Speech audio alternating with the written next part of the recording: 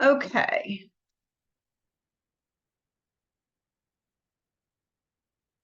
So welcome everybody to how to eliminate barking and lunging on leash, which is a very common reactive dog behavior, probably the most difficult that people find to deal with. And that's what we're going to go through today. And I will tell you how to fix it. It's obviously not a one-day fix, but I will walk you through the steps on how to fix it so that you know what to do. And it's just a matter of refining and being consistent. So me, if you don't know who I am, I'm a certified positive dog trainer. I went to Victoria Stilwell School. I founded Creature Good Dog Training almost 5 years ago. And I work pretty exclusively with reactive dogs and their people. Owners of reactive dogs tend to be pretty stressed out. That's a picture of me and my last dog who passed away last year, Jake, who was very, very reactive. And my current dog, Shadow, is honestly even worse than him. So I train force-free, meaning no punishment. And the focus is always on partnership between you and your dog, having the dog feel safe. I always tell clients, you're the tortoise, not the hare. We go slow, we go at the dog's pace so that you can have a permanent solution to your problem. And that's me. I was a teacher before that, a life coach. I've had a few different careers that all sort of combine now together to make me a dog trainer. So today I'm going to teach you what reactivity is, why it happens, where it comes from. My charm school, I made a little acronym for us. There's 5 focus areas that I use when I'm working with reactive dogs. And those are confidence for you and your dog, your handling skills, the activities that your dog does outside of taking walks, also known as enrichment, how you and your dog respond to triggers, and then the mindset that's going to help you move forward with this work. And then I'll have a couple of suggestions for you for moving forward in terms of where to go next after this class, and we'll have some time for Q&A. So reactivity is the word that we use most commonly. Reactivity isn't really a diagnosis. It's not a thing.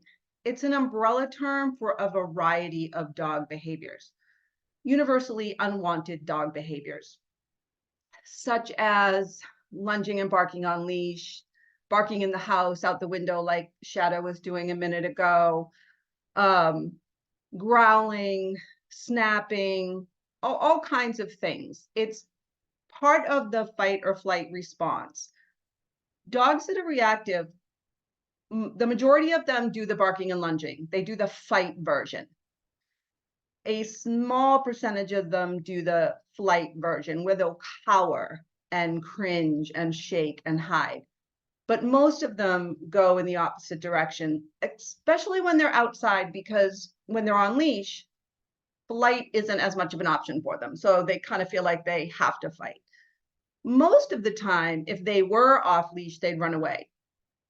That behavior of barking and lunging is considered a distance increasing behavior. They're trying to look big and scary and tough like a pufferfish does, or a cat when they kind of go up on their back, so that the thing that they're frightened of will be frightened of them and will just kind of quietly wander off. So that's sort of what's going on. In terms of how your dog becomes reactive, sometimes you can pinpoint it. Sometimes they got attacked by another dog. That's what happened to my dog, Jake. He got attacked when I first had him, and it just changed him night and day. He hated dogs after that and would just fight them on sight.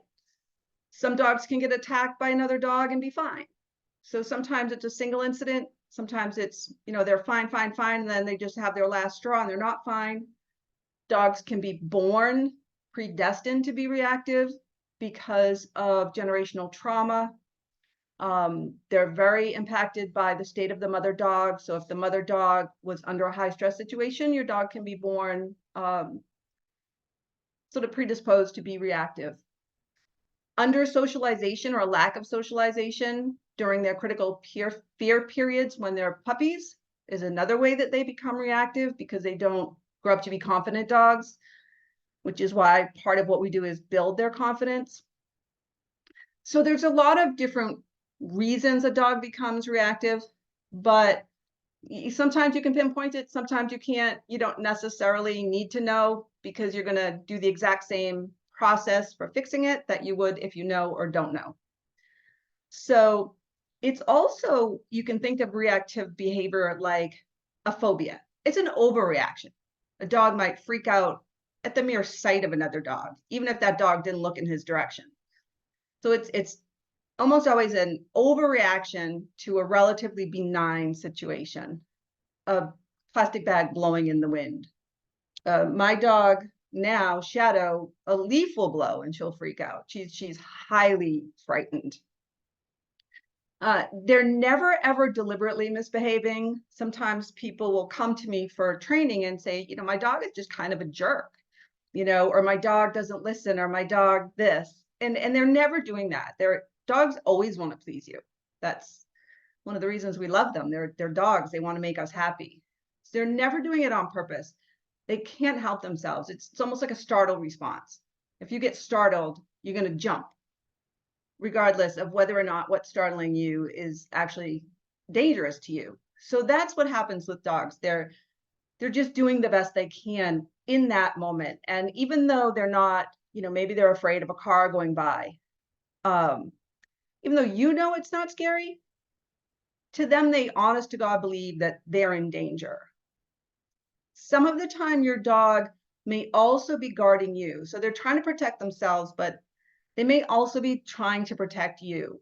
And what you'll find sometimes is when you walk your dog, they have very reactive behaviors.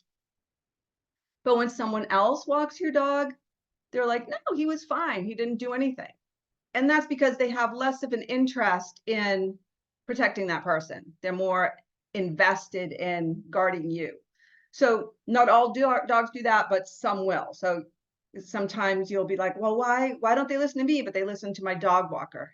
And it's not a question of listening. It's a question of you're so much more valuable to them that they feel extra danger. There's extra danger in anything. Everything's doubled because you're there. Hello. Sorry, my slides will not slide.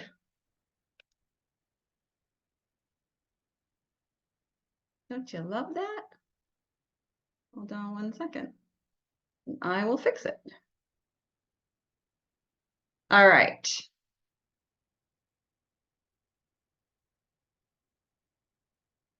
So first step in the process is always, and this is the charm school that I talked about, C for confidence. And this is your confidence and your dog's. So the more confident your dog, the less stressed out they'll be and the less reactive they'll be. So confidence is key.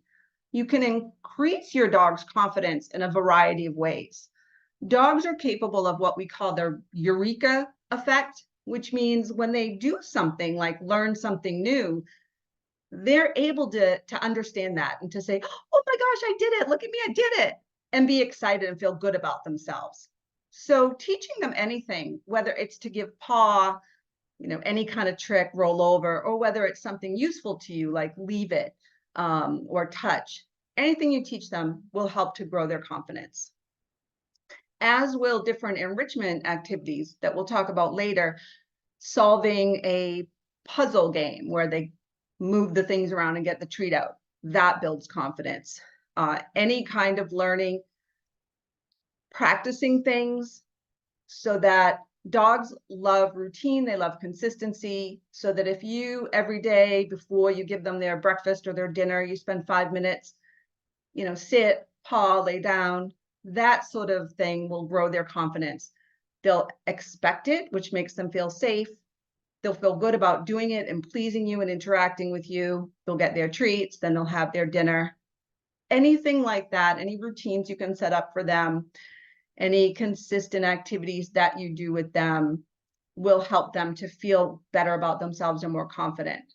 It will also increase your confidence. Now I'll go over to you. One of the reasons dogs react on walks is they can smell thousands and thousands of times better than us. You know, dogs have been taught to detect cancer in people because they can smell the difference in the chemicals in the cells in the body. So when you're walking your dog and you know that your dog has certain triggers and you see one of those triggers, whether it's another dog or a bunch of kids, you have a visceral reaction, right? Oh man, my dog's gonna, what do I do? What do I do? Oh my gosh. And your dog can sense that. And so when they sense that, they think, oh yeah, I knew that dog was trouble. Like mom, dad thinks it's trouble too. This is a problem. So it can really, like, you can feed off each other just like you would with another human being. So the more you can build your own confidence and control your own responses to the triggers, that will help your dog. Now, I understand that is easier said than done. So there are ways for you to do that. One of the things that helps your dog feel better is training. The more you work with your dog, the more responsive your dog is to you, the more confident you'll feel asking your dog to do something on walks. So if you've worked really hard on, say, teaching your dog to make eye contact with you, look at me or watch me, if you've worked on that at home every day, that's part of your routine, your dog is much more likely to do it on a walk. So if you perceive something in the distance that your dog might react to, and you say, you know, Shadow, watch me, and they turn to look at you, now you've redirected them off seeing the potential problem. And you can make a decision as to, are we going to keep going this direction or are we going to go another direction, so that you feel confident you're able to control the environment when you're out and about with your dog. Handling skills and teaching them things are the same, right? We teach loose leash walking. Now, when your dog has a reactive moment, they're going to pull on the leash. But if you teach your dog not to pull on the leash in general, your walks are going to be more enjoyable. Practicing walking with your dog, you can practice in very low stress areas, oddball times of day. I take my dog out after all the kids have gone to school because I live near a school. So I make sure it's that little sweet time, like when you have to drive somewhere and you want to avoid rush hour traffic. And if you're 5 minutes earlier or later, it's going to make a big difference. You can sort of gauge those times if you can. I mean, it depends on how strict your schedule is in terms of when you have to get to work or dropping your own kids off or something. But to the best of your ability, you can kind of tweak things here and there. And you can even practice walking your dog around your own backyard or inside your house so that you can increase your confidence in your handling skills. Tracking. So if you keep a journal or a notebook of the things that bother your dog, good days, less good days, just like if you were trying to figure something out, you know, like a health journal, where if you're like, oh, did I have pain this day? What did I do the day? You know, what did I do that day? It's something that doctors will tell people with chronic illness to do so that you can figure out what makes it worse or better. You can do that with your dog's reactivity, which will give you an idea of, well, my dog is worse the day after, like, I work late, or my dog is better when we go at this time of day. So that then you can create a routine as much as you can around the rest of your life, right? I understand people have lives and jobs and friends and kids and things like that. But to the best of your ability, you can create a routine for you and your dog that's least likely to result in running into their triggers. And we'll talk about how you change the response to their triggers as well, because ideally that's what we want to do. But just getting to the point where you don't dread walking your dog is really important for you and for your dog. So that's confidence. The next one is your handling skills that I talked a little bit about. So steady emotions, co-regulation. Co-regulation means get on the same emotional page as your dog. And one of the ways we can do that is to create an emotion that you want, like a happy, and then get your dog to feel that too. Dogs are really great at matching our emotions. If you all of a sudden get all excited and jump up and down, your dog's gonna be like, woohoo, something exciting's happening. They'll just join in. So ways that you can do that on walks is posture, right? The more you stand up straight and walk straight, opens your chest, you breathe easier. If you're breathing easier, you are calmer. Baby talk, using sort of that higher pitched voice. Dogs, studies have shown dogs really enjoy that. So let's say you're walking in an area where you think, oh, maybe there's going to be something. Maybe this is around the time that we sometimes see mail trucks. You can start talking baby talk to your dog to kind of calm them down, keep their attention. You can, your tone of voice, the baby talk, but if you don't like the baby talk, because not everyone wants to do that out in public, I'm shameless when it comes to what I will do and say walking a dog. But you can come up with a tone that's, comfortable for you, but also has a positive impact on your dog, whether it's just a softer voice or a smoother voice or something like that. And then just in your own mind, try to have a positive attitude. And we'll talk about mindset at the end. Not to be Pollyanna, but there is something to be said for self-fulfilling prophecies. And if we leave the house thinking, oh my God, walking my dog is such a disaster, I hate it, you're more likely to focus on the negative.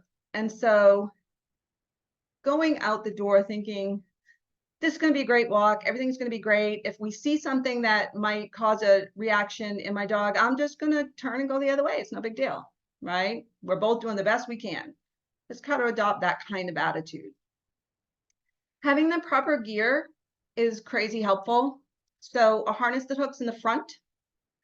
And the reason we like front hook harnesses, like an Easy Walk harness, is because your dog has the pulling power of an adult male human 3 times their weight. So if you have a 50-pound dog, that dog can pull you with the same strength as a 150-pound man.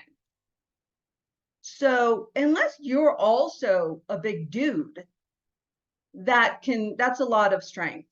And if you hook them on their neck or on their back, it feels even more than that, because their center of gravity is in their chest, which is lower to the ground. And so, it's the reason that we hook sled dogs up on their back. It gives them more leverage for pulling. So a front hooking harness will sort of automatically reduce pulling by 50% before you even train them not to pull on leash. So you can, if you're happy with that, you can rely on gear entirely, but usually I recommend it, and then also teach them not to pull you. Dogs naturally pull, they like pulling. They naturally walk faster than us. It's not a problem for them. So we teach them not to do it, but the harness will help. If you have a really big dog that likes to pull, I have a 60-pound pit bull, and she likes to leap into the air and cause a lot of upset. So I have a harness on her that hooks in the front and the back, and I double leash her, which gives me, because I'm not a small person, I'm a 6-foot tall woman, but she can take me down. So I hook her in the front and the back, and it gives me a lot more control over her. Because she's still in a training phase. I've had her less than a year. She's still learning. So that's another option for you. Correct leash length, which could be like 4 feet, 6 feet. Depends a little bit on how big is your dog and how tall are you, because you don't want to have to be stooping over. But too long of a leash will give your dog more pulling leverage. And if your dog is a lunger, the law of momentum, the longer the leash, the more impact to you when they hit the end of it, when they're lunging. So you want to avoid the retractable leashes for walking a reactive dog. You want to have a leash that's kind of long enough so that they can smell when they need to smell, but short enough so that you feel like you're in control. And then for yourself, just so that if you need to make a fast move and kind of jog in the other direction, just wear comfortable clothes, comfortable shoes. Just make it as easy on yourself as possible. And this is a tricky one for some people because they like to, we all like to multitask, but try not to have your phone or be on your phone or listening to podcasts, it's going to be easier for you if you're very aware of your environment as you're walking your dog, at least during the training phase. You know, once you have your dog in a place where everything's cool, you can do that. But in the beginning, you want to be more focused on what's going on in the environment, what's going on with my dog. Observe their body language so that you can see how they're feeling in any given moment. And again, I know this sounds like your whole life revolves around working with your dog. And I mean, this is my passion in life. So yeah, if you could spend 10 hours a day working with your dog, I'd be happy for you. But I understand that not everyone can. But if you think, okay, for the next 2 weeks, I'm going to try it out. The next 1 week, I'm going to try it out to see if it makes a difference. Because if you try something and it makes a positive impact on your experience walking your dog, you're more likely to stick with it. But I always think you should think of walking your dog as like you're walking with a friend. If you were walking with a friend, you wouldn't be on your phone, you'd be chit-chatting. So you want to think that this is an activity I do with my dog for bonding purposes, and makes it a little easier maybe to avoid the tech. Okay, your dog wrangling. This is your loose leash walking, which is very teachable. It's very teachable, and it honestly doesn't take that long. For all people don't wait years to give it a shot. It's not that difficult to do. You want your dog to pay attention to you, and this is something we'll talk about more later. You want your dog to be checking in with you. That means they kind of look back at you every once in a while, like, you still here? We still cool? You want to think about when is the best time to avoid a trigger versus trying to pass a trigger. If you can, again, awareness of your environment. And just my best advice is, while you're training your dog and until your dog can pass a trigger without an issue, avoid them at all cost. Because once your dog reacts, the moment's passed. You can't train a reacting dog. It's like trying to offer a snack to someone in the middle of a panic attack. It's just not a priority. Oftentimes, they won't even take the treat. They won't even look at you. So the time to train your dog to behave differently is before they start to pull and lunge on leash and do the barking. And I'll explain to you how to do that in a minute. So until your dog is at that point, or until you're comfortable with that, you just run away. You see a dog coming, just turn down a block, hide behind a bush, you know, whatever it takes is what you can do. So the next piece of the puzzle is the activities, right? This is the A in charm. Enrichment activities are amazing. You can use them to substitute for a walk. If you have had a really long day and you just can't face walking your reactive dog, you don't have to walk them every day or multiple times a day. You can substitute enrichment activities for a certain number of walks. Now, obviously, they have to go outside to do their business, but that can be a very short walk. So there are enrichment that's physical, enrichment that's intellectual, enrichment that is emotional. The main criteria for an enrichment activity is that your dog enjoys it and that it allows your dog to express a natural behavior. Barking and lunging is a natural behavior, but we don't want them to do that. We want to give them opportunities to exercise their natural behaviors in safe ways that we approve of. So that's things like puzzle toys, snuffle mats, licky mats. Licking and seeking out treats in the snuffle mats releases endorphins. It makes your dog feel good. It's a way for them to self-soothe. So those are really good ones. Playing with you, whether it's tug or hide and seek or any kind of game that you want to play with your dog. Again, teaching them tricks feels like a game to them too. Playing by themselves with different toys or DIY enrichment. You can spend a fortune buying enrichment, but you can also take your basic Amazon box, put some treats in it, crunch some other paper on top or put another box on top and give it to your dog and let them figure out how to get to the treats. So there's tons and tons. If you can Google this. I love Pinterest. So if you like Pinterest, but you can Google it if you don't like Pinterest, put in a search for canine enrichment, and there's billions of things. If you're a DIYer, I made my dog her own snuffle mat. You can put DIY enrichment activities. You can put winter enrichment activities, senior dog enrichment, anything that you want, puppy, and you'll get lots and lots of ideas. Sports, any kind of class. Now, a lot of dogs can't participate in classes if they're reactive to dogs. There are some classes that allow for that are designed for reactive dogs. So there's a lot of space and very few participants and everyone stays on leash. So if you have one of those in your area, that's a good option. Or you can just kind of set something up in your backyard where your dog can jump over it. I'm working on teaching my dog Shadow to jump through a hula hoop. She's still afraid of the hula hoop, so we're still sort of at the desensitizing her to the hula hoop, but eventually she'll jump through it like a circus lion. Choose food ones. They don't always have to have food involved, but they can be food related.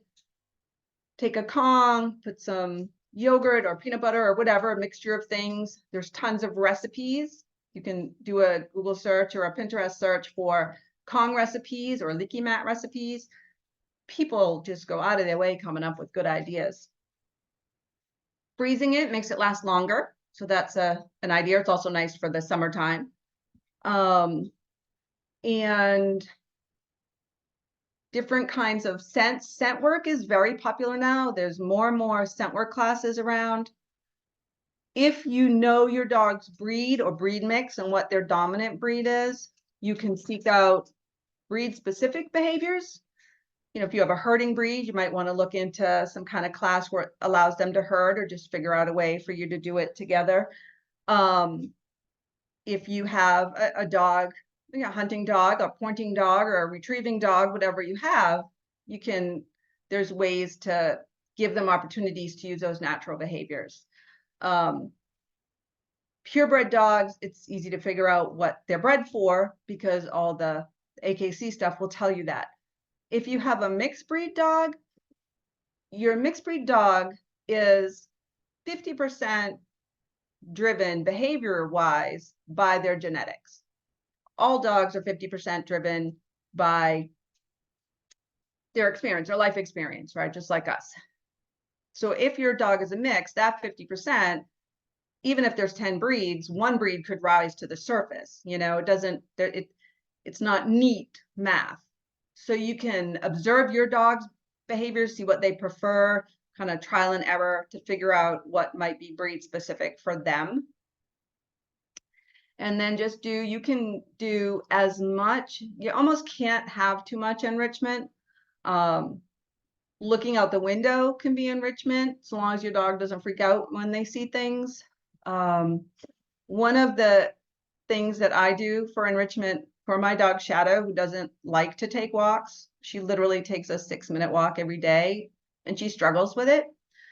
So she has a lot of different toys and things like that. But sometimes what I'll do to enrich her, and this is to show you how easy it can be, is she's at the stage where she follows me everywhere I go in the house.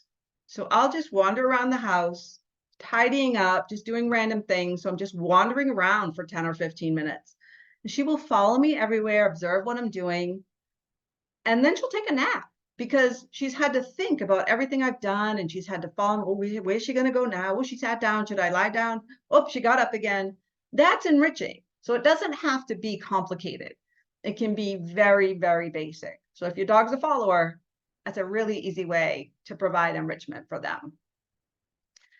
And this is something that there's so many resources online, so many ideas. You just try a few things here and there and see what your dog likes.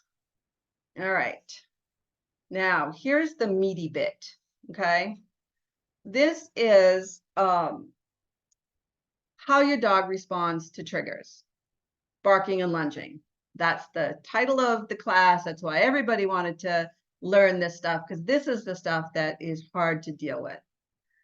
So, like I said before, your dog's reaction is an overreaction to oftentimes mundane stuff.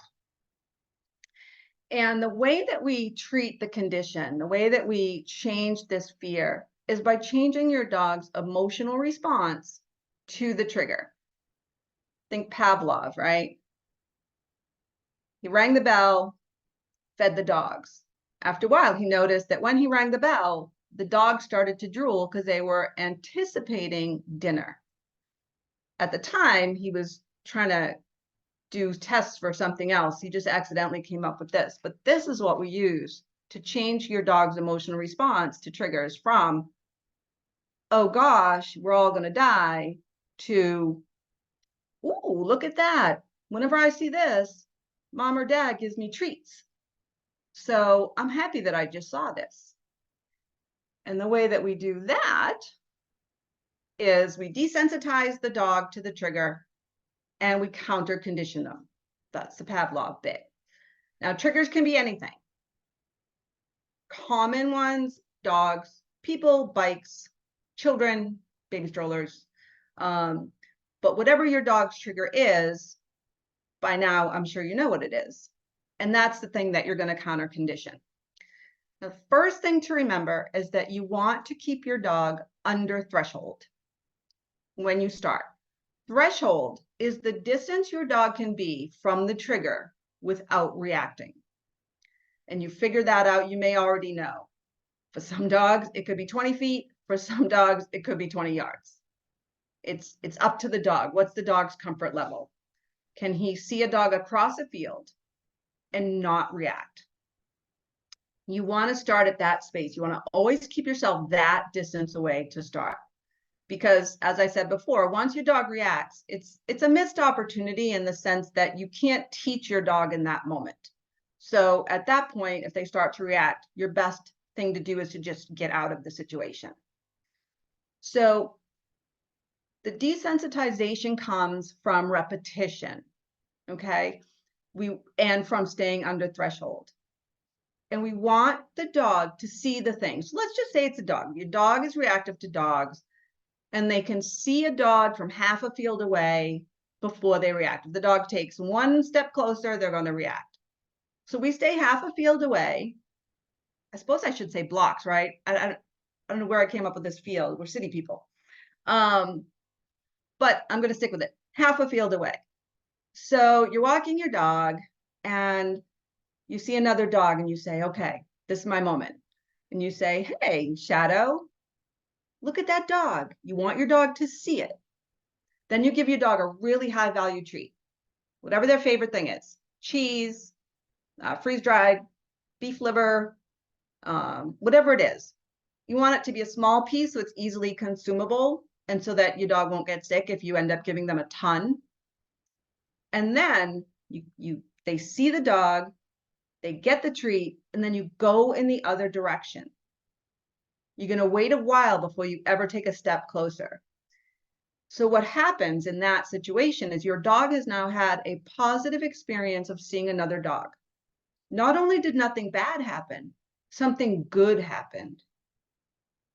And you keep doing that until you'll notice that your dog will see a dog from the safe distance, and they will turn to you because they expect to get the treat.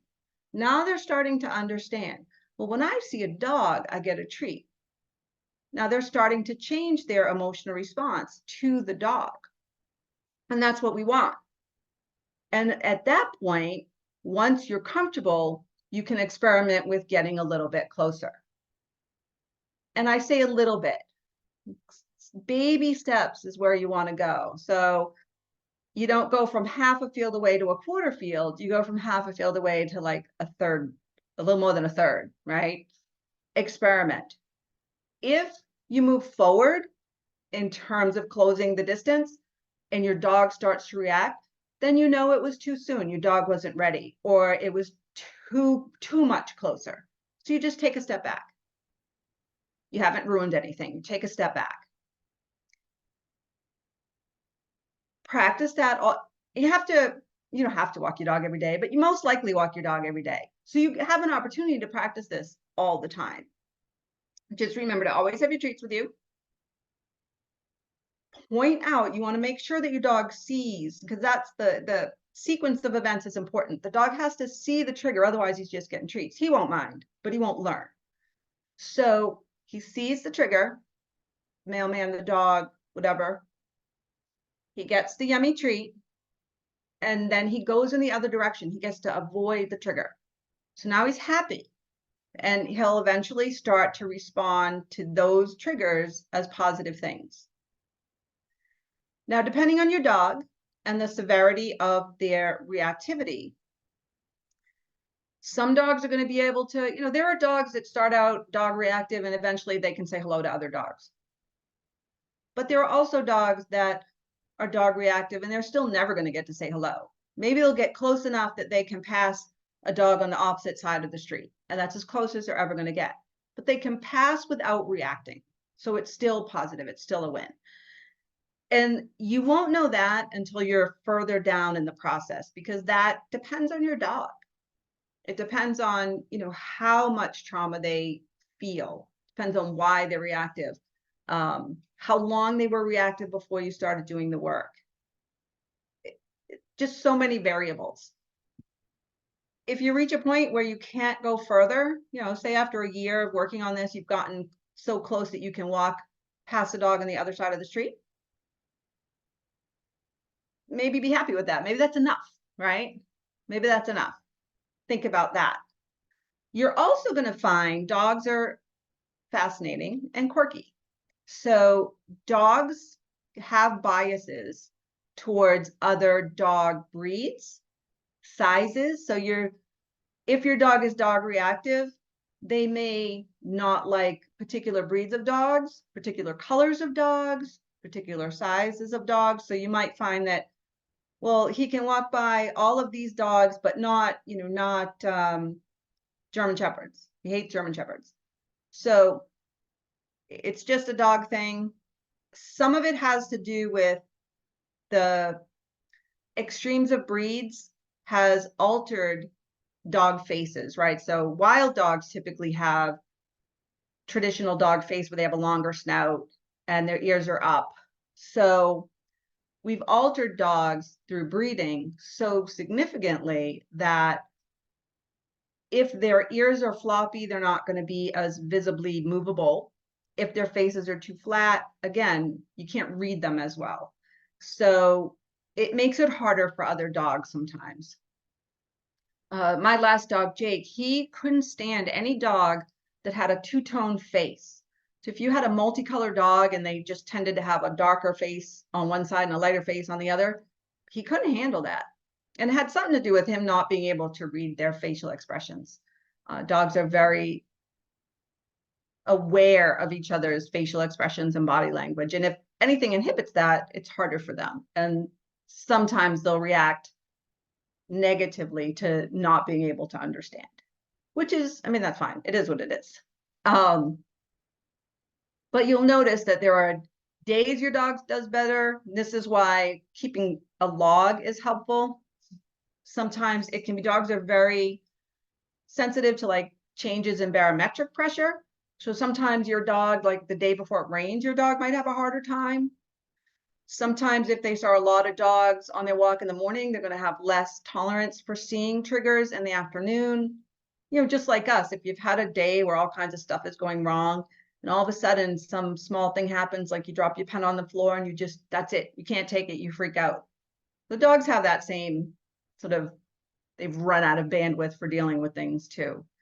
And the more aware you are of sort of your dog's strengths and weaknesses in that regard, the easier it is for you to tailor their walks for them, or not take them on a walk, or take them somewhere else for a walk or something like that. But this is the part that's going to actually change your dog's behavior fundamentally. You're changing his emotions, and the emotions is what is causing the reaction. So everything else is supporting this piece of the work, right? Growing their confidence, so that it's easier for them to pay attention, growing your own handling skills. But this piece here, the response to triggers, is what it's the meat of the work, if that makes sense. So then the last piece of the charm is mindset. Having a reactive dog is stressful.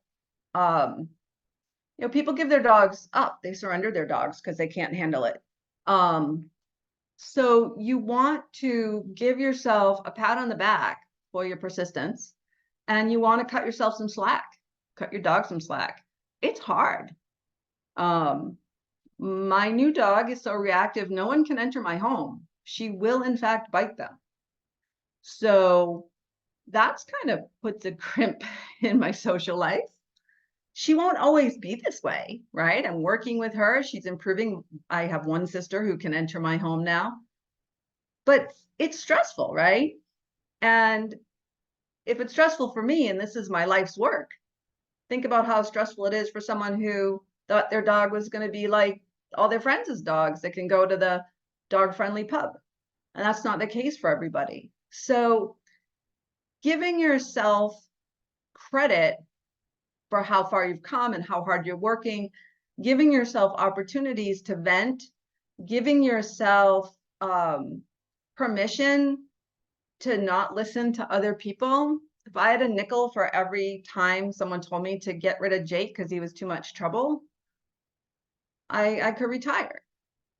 And I love Jake. That dog was my little doggy soulmate. I wouldn't change him for the world. So you want to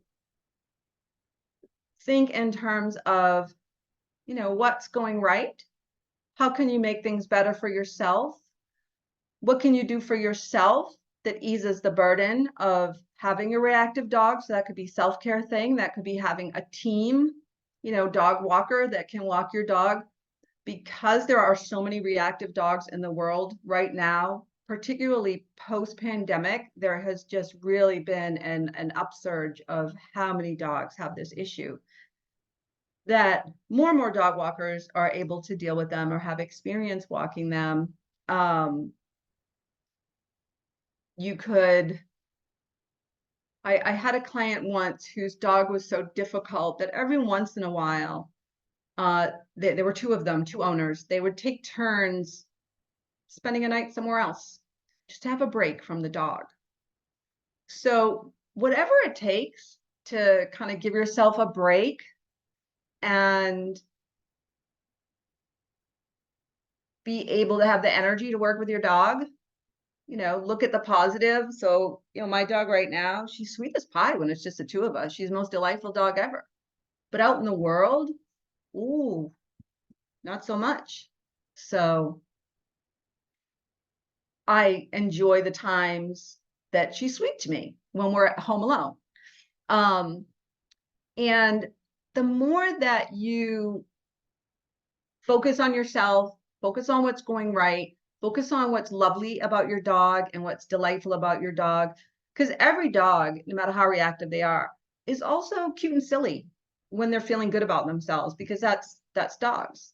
Learn to advocate for your dog. If your dog, if somebody wants their dog to say hi to yours and your dog maybe doesn't look reactive yet, just practice saying no thank you.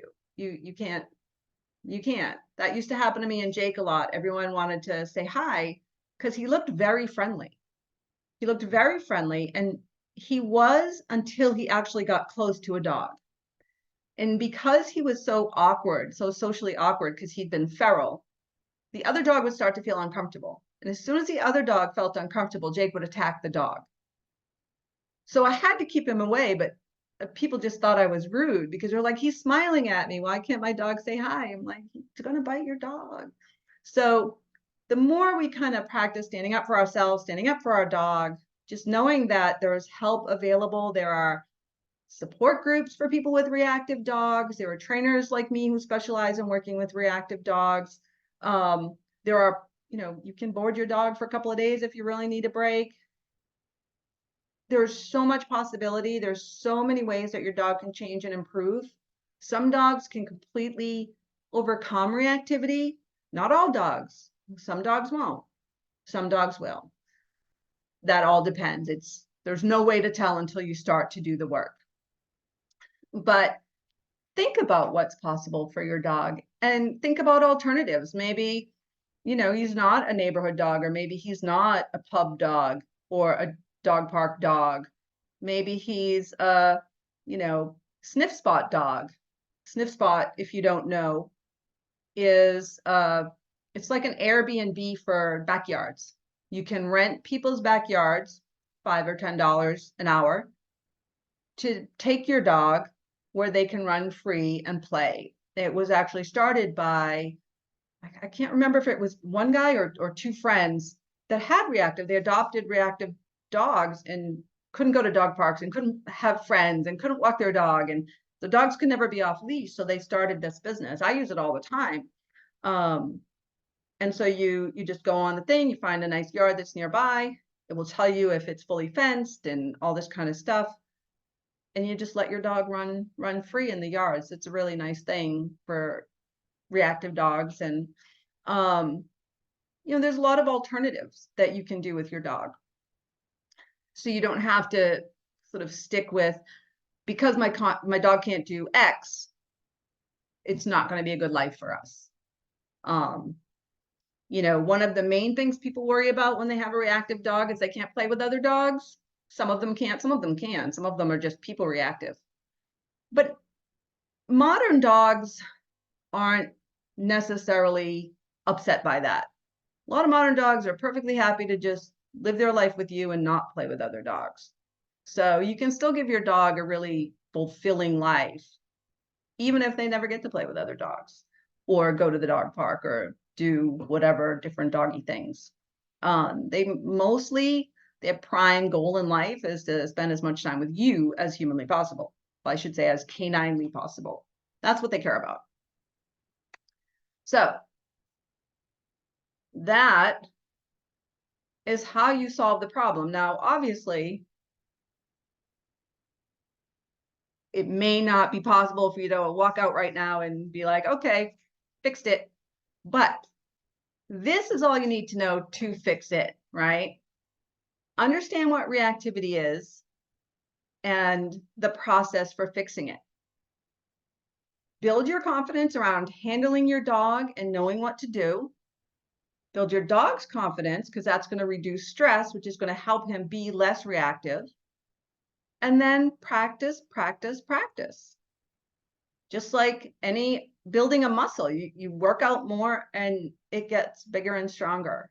So the more that you kind of walk yourself through these different steps, the more change you'll see in your dog. And that in and of itself is very motivating. You see your dog do something they couldn't do yesterday because you've been working on it. And that makes you want to work even more on it. Okay, so next steps. I hope you take what we talked about today. I'm going to send you a recording of this so that if you want to listen to it again, I can send the slides too. That might be helpful for people.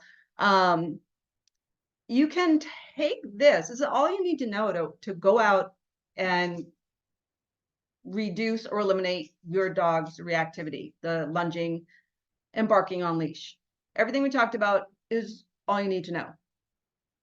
And I'll send you probably tomorrow the recording of the class and some follow-up resources for you that I couldn't fit into everything. If you don't want to do it all on your own, I'm also going to send you a link if you want to talk to me more about it, where you can just have a little free consult with me, ask me questions about your specific dog. I'll have that in the follow-up as well. It's one of those things where you can do it yourself or you can work with a professional. It's up to you how you want. Oh, and here's a picture of my dog Shadow that I talked about a lot. This is what I do every day, all day with clients, this process. So you can do it too to solve your dog's issues. So I am going to, these are just a few of my early clients that I had pictures of. This little guy right here was one of the bitiest puppies I ever met. But I am going to open us up for questions. So let me figure out how to do that. We are going to unshare. It's not giving me an unshare option. There we go. Found it. So I'm a good dog trainer, but I'm not the best tech guy in the history of the world. So if you have a question or you want to make a comment, I think I saw something in the chat. Oh, you're welcome, Jenny. You can unmute yourself. Your little mute thing should be in the bottom left. You can unmute yourself and ask a question if you would like. It's 6:55. I'm happy to stay as long as the questions. If you have somewhere to be, because I kind of implied it would be an hour, then you don't have to stay. But if you'd like to ask a question, anybody have a question? I have a question, Ruth. I have a pet sitting and dog walking business, and I have some of my team here listening to you today. Nice. We don't walk mean dogs. We walk wonderful dogs, but many of them are reactive. So since we're not the primary owner, what tips do you have for us for both effectively helping the dogs get over their problem, but also in communicating with owners about what they can do to support our efforts? Okay. So if you're concerned about, actual bites and things like that, I would recommend to owners that they muzzle train their dog. Muzzling is becoming more mainstream. It's not the, oh my gosh, you have a vicious dog that it once was.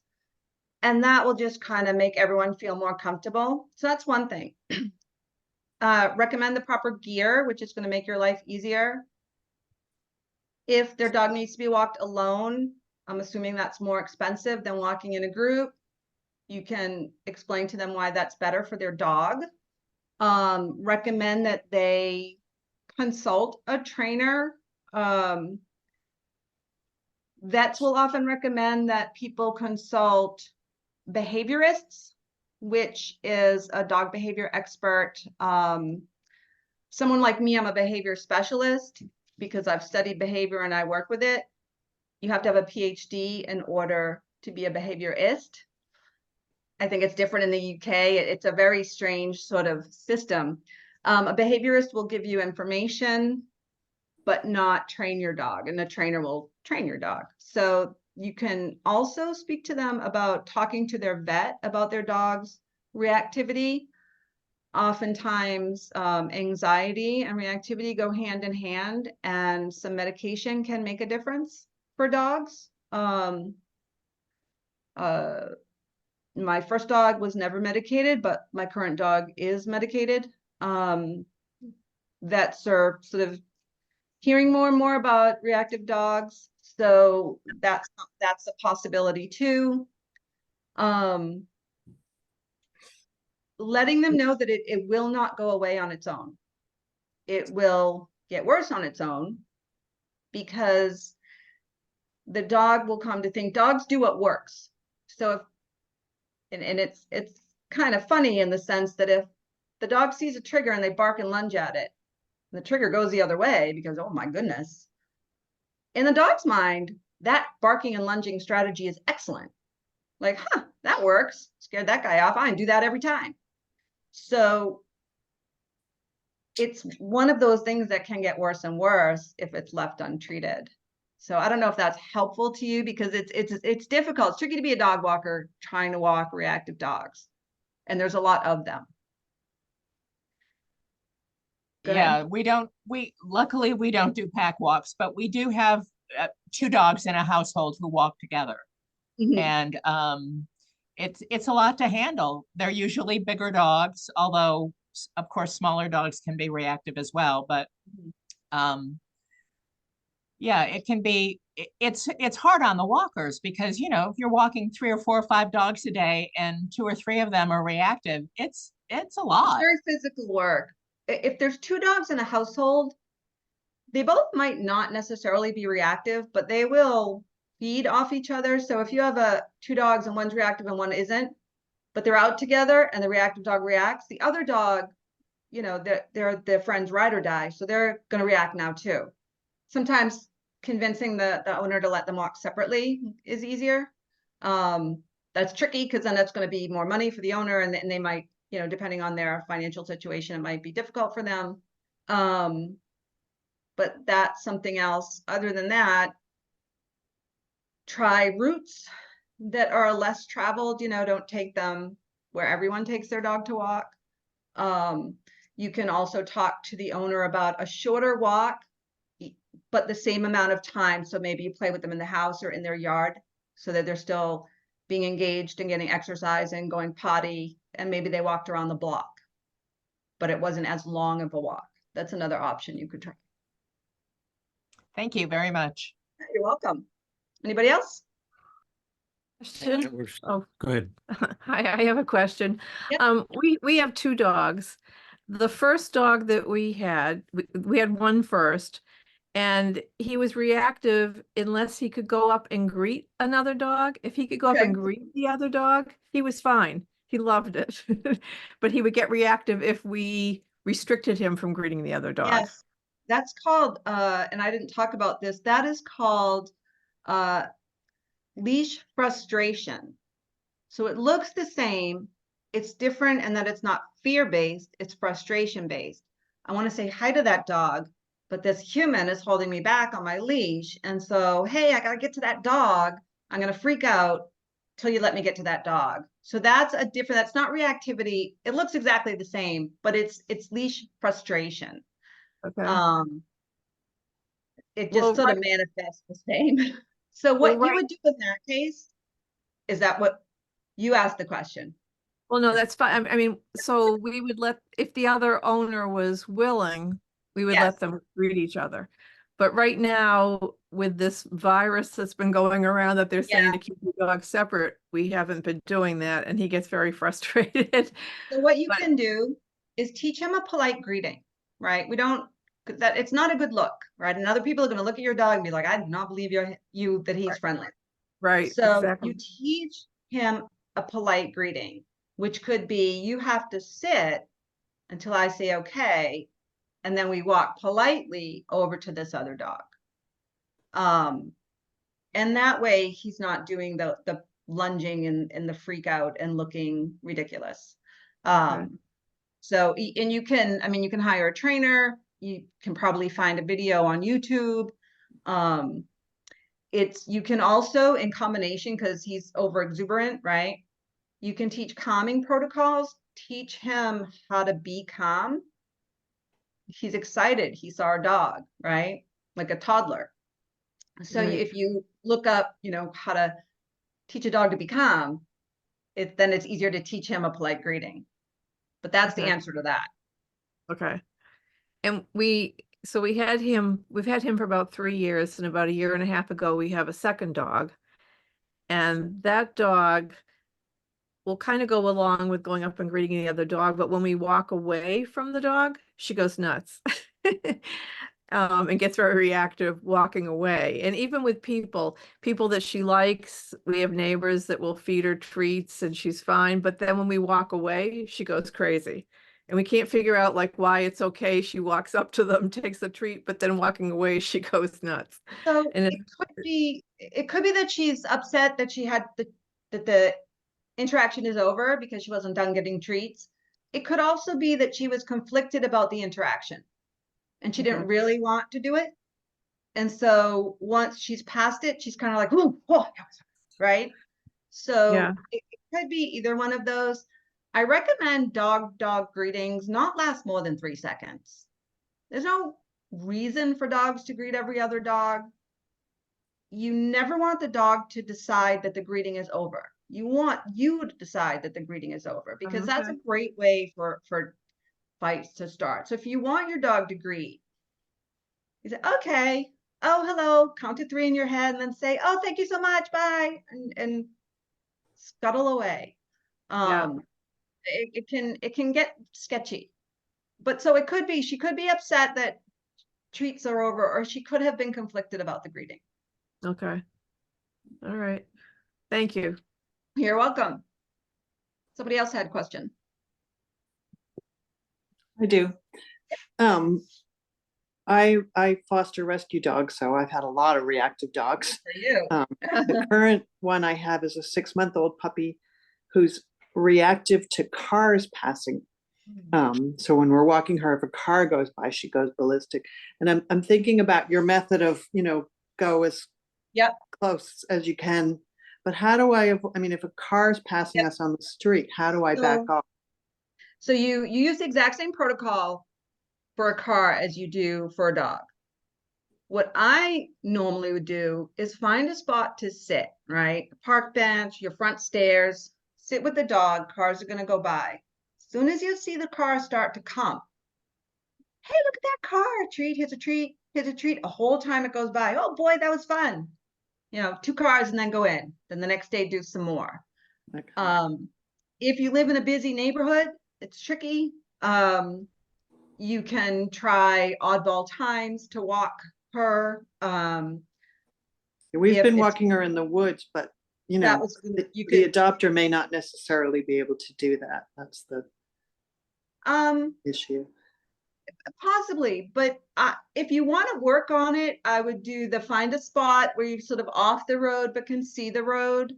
And Okay. as the cars are going by, and it's okay, and this is why I say teeny tiny treats. If your dog will fall for it, and a 6-month-old probably will, you can use their own kibble. It doesn't have to be high value, because at that age, all they want to do is eat. So you can, This dog's been, most of the dogs have experienced, starvation, so that they're happy with kibble. or Right. treats. so Yeah. you can take their kibble, and as soon as you see the car, just, like a slot machine. Oh, look, oh boy, so fun, look at that, oh, that's so fun. And, make it be like a party, and that will help to desensitize the dog to the cars. Okay. Because it's almost impossible to do while you're on a walk. That Yeah. situation is easier to do when you're stationary and just let the cars move past. Yeah. I mean, the weird thing is if we're in like the town center where tons of cars are going past, she's fine. It could be that there are so many other distractions that she's just too distracted. It could be that she only cares in her own neighborhood, sort of a territorial aspect. My dog has that issue. So, there's a couple of different things it could be. If she's good in the square, maybe find a bench. There's plenty of benches, right? And maybe there is, maybe there isn't, I don't know. Find a little spot where you can observe some cars from a safe distance and give her the treats, and practice that for a while. Okay, that's great. Thank It's the you. same thing. Yeah, you're absolutely welcome. Adam, I think you had a question. I did. I wondered if you could speak a little bit in your ebook, the Where Is It Yep, look at that. technique. So I do that with my dog, with dogs, and it's great until like there's a moment where she hesitates like a little too much, and I'm like, uh-oh, this is gonna, and then Yep. all bleep breaks loose. But I guess I was curious in the book, when you transition from inside to outside, I guess I'm not sure, like, are you saying to just say literally, where is it? Or are you naming the triggers? I mean, they don't speak English, so I'm just confused at Yeah. So what you're trying to do there. Point out the thing. So look at that. Hey, there's a dog. You can say whatever you want. You're pointing out the trigger from the safe distance. The thing you say about, you realize think the situation's about to change. That dogs are very subtle in how they communicate. They have so many body movements, and it's hard for us sometimes to recognize. But trust your intuition, and the second you think, turn around and go in a different direction. so that you can avoid the freak out. Which is Um, also hard just living where we live. And it's like, okay, there's a garbage truck down there. We're going to deal with that. Okay, we're going to go away. And then it's like, Yeah. oh, there's the UPS truck there. Oh, there's a dog there. Like Yeah. all of a sudden you're in a shooting gallery, which yeah, is a I poor feel choice you. of I words. feel but- you. It is like that. You can go behind another car so that her view is blocked. Get her to focus on you. Her, right? Is that what you said? Yes. Get her to focus on you. Give the treat, say paw, sit, try to keep her hyper focused on you until something goes past and you can kind of get out of there. I even go up someone's driveway Sure. if I have to. And, 99 out of 100 people, if they catch you, are lovely about it. There is always that 1 in 100 chance that someone's going to, shout you out, but it's worth the risk. Just to get some distance from things. But ducking behind a car and getting your dog to focus on you till at least one of those obstacles gets out of the way can be helpful, and just ask her to do things and give her treats so she's still kind of having a good time. Yeah. Yeah, city living makes it difficult. And I think we're all city people. Part of my dog's trauma is that she was a country girl in Texas and she moved to the city, and she's really having a difficult time adapting to city life, to the noise and the activity. There is a thing, it's like a snood. That's not what it's called, but it covers horses, the blinders that horses wear. It's kind of like one of those for dogs, that for some dogs can help them if there's a lot of activity around them, can help them. It distracts them from, not distracts, but it diminishes it somewhat when they're on walks. I forget what it's called, but I can look it up. So if this is a big problem, it might be worth trying something like that. Just to take the edge off, so to speak, for the dog. Yeah, I mean, I think most of our walks are great up until that moment where they're not. Yeah, yeah. But it's not every walk, and sometimes you think like, I think I've got it, and Yeah. then I don't got it. Right. And that's the thing. And it's, it can be something as simple as it's an extra cloudy day and your dog is, maybe they didn't sleep as well the night before, and they're sensitive just like us. Get up on the wrong side of the doggy bed and everything's just harder for them that day. But if most of the time it's good, and if you see it, if you start to see your dog kind of being like, just run away, right? If you can. And I get that it's, it's easy for me to say it. I live it too, so I get it, but do the best that you can, which it sounds like you're doing a great job. I have a question, if you don't mind. I don't mind. When you're talking about, going in the opposite direction, you see another dog, for instance, Mhm. and you want to go in the other direction. Our dogs, once they see another dog, even if it's 100 yards away, the whole field, the whole block, whatever, Yep. their attention, and he's barking now. It's okay.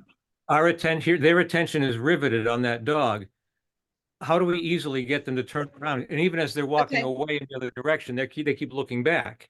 Yeah, so that's What's the some easy dogs. way to prevent that, or to So get them to go in that other direction? you practice it when there aren't dogs present, right? So you practice sort of a let's go, where when you're going on a walk and there's no dogs around, turn around and go the other way. Let's go the other way. Do that a few different times, just randomly. Your dog will get used to it, so that in a situation where they see a dog, the more your dog responds to something you've asked them to do, the more likely they are to respond to that thing in the future. So if on regular walks, you let's go'd a bunch of time, you're not going to get anywhere, right? You're going to be on the same block the whole walk, but that's okay. When they see a dog and you're just in the same mood going, let's go, and you turn and go the other way, they're much more likely to do it. And if Okay. they turn and then they turn back to look at the dog, which is a natural thing to do, just keep saying it. Just let's go. Maybe hustle up or throw some treats ahead of yourself on the ground to kind of get there. I used to say to my last dog, if I was trying to get him, he wasn't listening because he was fixated on a dog. I'd say, is that a rabbit? And he knew that word. So he'd want to see it. So, feel free to kind of, Yeah. I don't want to say lie, but say things that will interest your dog. But practice it when there aren't any dogs present and get them in the habit of you say, let's go. And they're like, woohoo, and they turn around. Okay. And then it'll be easier for them when they see a dog. Okay, great. Thank you. You're welcome.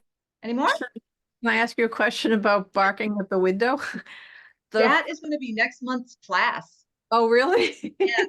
Go ahead and ask me the question, but just All right. FYI, that was, 'Cause the first dog we had would sit at the window, but it would never bark. But when we added the second dog, that dog would react at Yeah. the window. So now the first dog thinks, oh, we should, that's what we're supposed to do. So now they Yeah. both do it. But Yeah. so is that a situation? I mean, I'm not always there to see what's coming down the street. No, Benny. But is that a situation where if I did know I should shut the curtains so that they don't see the dog, but I'm not always right there, but suggestions So- for barking at ultimately you use the same process we talked about today. And you don't wait for the dog to bark. You might sit in, you take an hour where you sit with the dog in the window. And every time you see something start to come, oh, look at that. Here's a treat, right? Okay. In the interim, I would block access to the window, right? Put a chair in front of it, put some cardboard in it, so that they're not that, because the more they do it, the more they're going to do it, and the harder it is to turn it around. Oh, all right. Okay.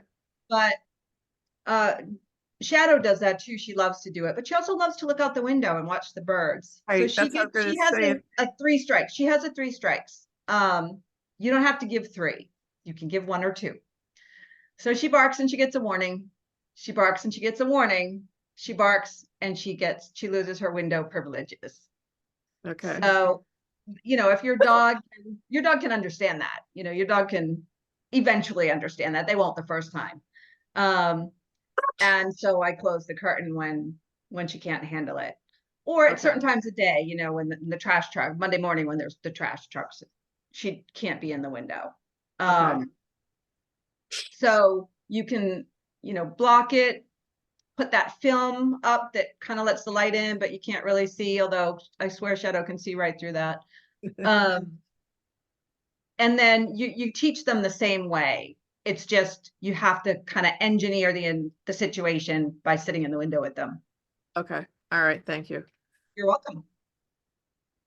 Other questions? Yes? Yeah, hi. I'm wondering if you have any suggestions as to how to handle off-leash dogs running up to you when you're trying to walk with your reactive dog on a leash. Move to Tricky. the good- yeah, I do. So my advice is always talk to the dog, okay? Asking people to leash their dogs, even when the dog is supposed to be leashed, is not a game you can win because people don't like that. So shouting out, hey, my dog's not friendly. What else? Mine is, don't worry about it. So what I have learned over the years is if I speak to the dog itself, and by speak to the dog, I mean, no, stop, right? That's going to stop that dog in its tracks. He's, what? This is unusual behavior. And the owner will hear you and also think, that's unusual behavior, and they'll call their dog. So that has been my most effective strategy. Okay. You can also say things like, my dog bites. Now Yeah, they may not. I do that, and I'll often end up screaming, please leash your dog. My dog's reactive, and it's Never ask them to leash their friendly. dog, Blah, blah, blah. because never ask them to leash their dog. They don't. People just won't, because this is America, and you can't. I also worry that because I'm so stressed out when it happens, I'm setting up the scene for a fight if the dog makes it over to us, but I don't see what choice I Don't have. be stressed out. Don't be stressed out. If it's a leash only place, you're not legally responsible for anything that happens to an off leash dog by your leash dog. Now, I'm not suggesting allow your dog to get in fights. That for me gave me peace of mind because I'm like, how many vet bills can I pay? Well, you're not responsible if your leash dog bites an unleashed dog in a leash only area. Right. Now, you don't want that to happen. Don't get me wrong. You don't want that to happen. Our dog's trying to eat a bag. What works for me is I shout at the dog itself and that gets the human's attention. Okay. Never ask a person to leash their dog. They will not. They will not. That just triggers people to be like, you're not the boss of me, right? Yeah. You can say another thing that I will sometimes say, even if it's a bold-faced lie, is, excuse me, my dog's sick. People get their dog away from you pretty quick.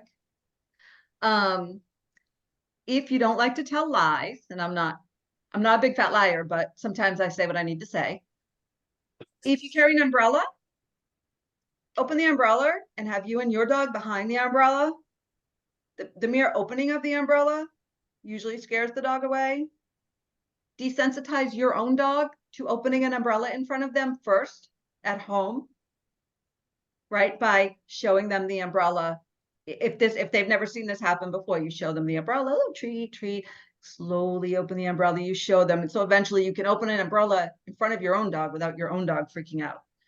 That will create a barrier, protect you from the other dog who will most likely run away because that's a weird thing to have happen.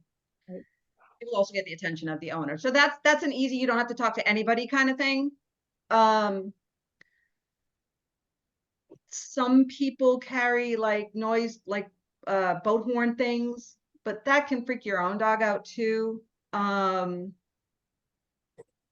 yeah, it's a tricky one, and it's hard to deal with people that aren't following the rules because there are off-leash places for dogs to go. But people are always going to not follow the rules, and you just experiment a little bit and find what works for you. Okay, great. Thanks. One of the few places in life where I say tell whatever lie you need to tell and it doesn't matter. So anyone else?